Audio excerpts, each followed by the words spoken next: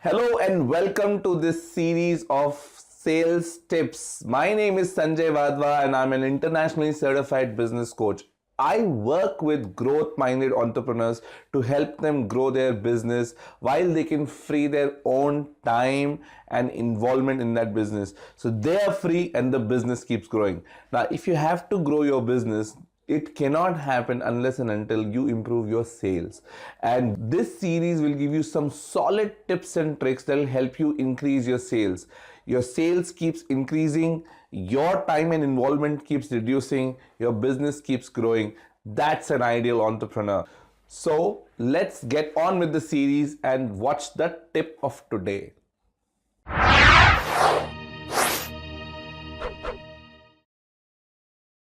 In today's video, I'm going to talk about 6 weapons of influence. There is a book written by Dr. Robert Cialdini on influence, and in this book called Psychology of Persuasion, he talks about 6 weapons of influence. I'm going to talk about how you can use these 6 weapons of influence in sales. The first weapon of influence is reciprocity. Okay, and reciprocity really means that if you do something for the customer without the customer's expectation and you do it genuinely without expecting anything in return, more often than not, the customer then feels obliged to do something for you, which means more chances of them agreeing to do business with you, more chances of them agreeing on your terms and conditions. There is a big research. If you want to read about that, you should read the book. But reciprocity really works. It works so much so that at negotiation tables, if somebody offers you a cup of coffee and a plate of cookies, even that disarms your defenses and you're more obliged to do something for them because they offered you a coffee or cookies for you. Now, that really works in sales as well. That is why whenever you are doing sales with your customers, why don't you do something nice for the customer before you actually start talking about your sales pitch? What nice is something for each business to look at, for you to find out what is it that you can give the customer. And mind you, don't think of this as a bribe. This is something that would be really free of cost for you, but a lot of value for the customer. For example, you could give them a research paper on their industry and how they can grow their business before you actually start talking about your business service. Just giving them that research report to read and thinking about them gives them the perspective that you are thinking about them, and they get more obliged to now start thinking about you and your benefit. That's a weapon of influence. The second weapon of influence is authority.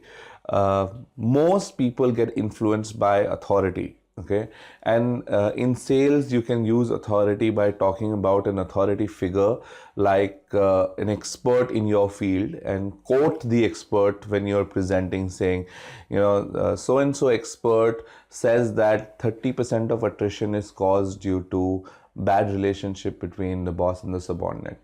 As soon as you say that, most people then take that authority and start associating the credibility of that authority with your presentation, which means you gain a little bit of more authority when you're saying your statements, because you have already quoted some authority and people have gotten influenced by that.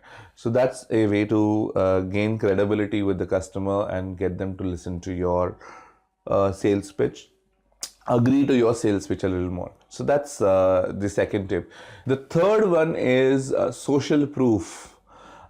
People get influenced when they see others following in the same direction, going in the same direction. They want to follow suit.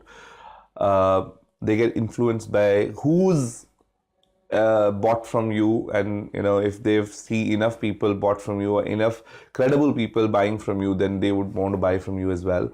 So if you can show them social proof, if you can show them testimonials of previous customers, if you can give them names of celebrity customers that you have or known customers in the industry or industry experts who endorse your service, giving them all of that proof gets them influenced, because they now see enough social proof around your business and they feel safe in investing in your business or buying from you and taking that little risk. So social proof is another weapon of influence.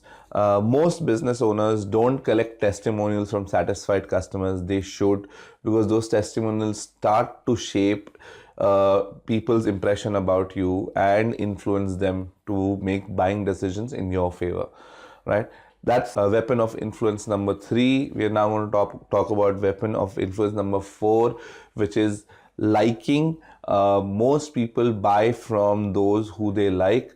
I have done a video earlier about building relationship and building rapport with the customer before you start your sales pitch. Make sure to go and watch those videos. But a simple thing is that most people buy from others who they like. If there are 2 offers on their table where everything is equal, they're going to go with the person who they like more. Okay, in this case, if you want to increase your customers liking you more, you got to understand these some simple rules. That one, most people like others who are like them. So if you're like them, if you have the same commonalities, same habits, same hobbies, finding something like a common ground will help them like you more. People also like others who like them, which means if you like them genuinely, you will more often than not see them liking you back. So first, develop your liking for your customer. And so many other tips about building relationship. Make sure to watch the other videos on that. But building a relationship or a genuine liking about the customer, they liking you, will help you sell better. Okay, that's weapon of influence number 4. I want to talk about weapon of influence number 5, which is continuity and consistency. Okay, most human beings, when they take small decisions, they want to continue on that path for some time. That is exactly why most subscription based services work so really well. People subscribe for a month or 2, but they continue to keep the subscription on because they don't want to deviate from the habit of that subscription, even if that subscription isn't fulfilling their need anymore. And that is why, as a salesperson, if you can get your customer to start with small commitments with you, maybe a trial pack or a trial service or a trial, take a small variant of your product. Okay, once they start using that, okay, you can then start pitching for higher services, more period of involvement or different variants of your product which are costlier. Why? Because now they are used to your brand, now they are used to your service, now they've taken a small risk and invested themselves to deal with you. They will continue to deal with you for some more time. So that's continuity and consistency as a weapon of influence. Get small commitments first, and as customers walk into that relationship and start investing time and money, they will walk a long way with you. The last weapon of influence that I want to talk about is scarcity. Okay, customers do get influenced by scarcity, and that's why we have this one-day sale, till stock last offers, and offers that are for limited time only. Okay, why? Because it causes a sense of scarcity, that if I don't take advantage of this offer today, then this offer is going to be rescinded. Now, in your service, do you give them a discounted price if they want to take a decision in the next 24 or 48 hours? And make sure that when the period gets over, the discount disappears. If the discount doesn't disappear after that period is over, and they know that the discount is available even afterwards, then this weapon is not going to work. This weapon only works on your causing scarcity and making sure that the scarcity is real in the customer's perspective, which means if there is a limited time offer, make sure that that offer is not available beyond the limit.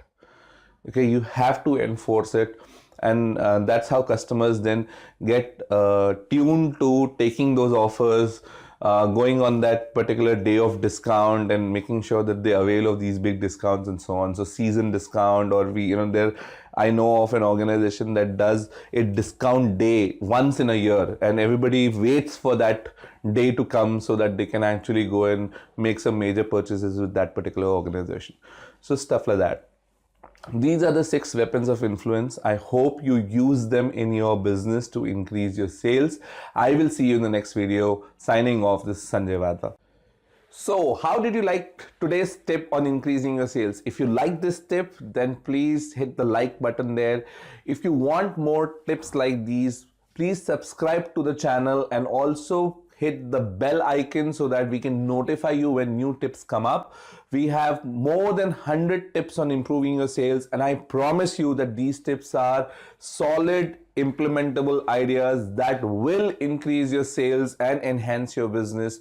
So please like, share, and subscribe. Hit the bell icon, and see you in the next video.